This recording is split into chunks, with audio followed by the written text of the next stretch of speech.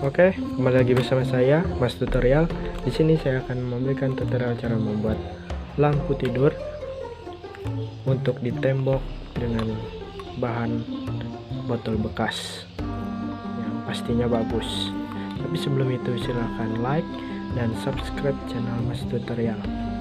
Tanpa basa-basi, kita intro dulu.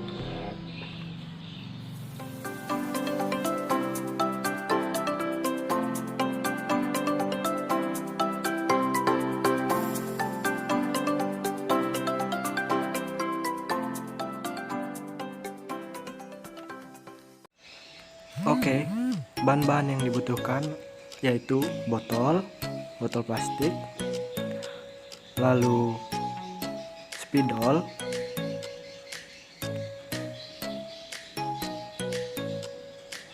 gunting,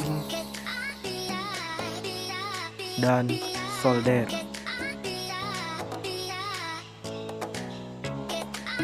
Tidak lupa juga dengan lem tembak.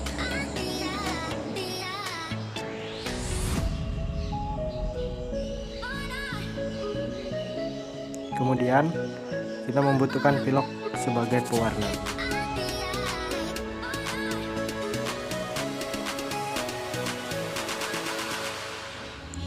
Oke, langsung saja kita buat.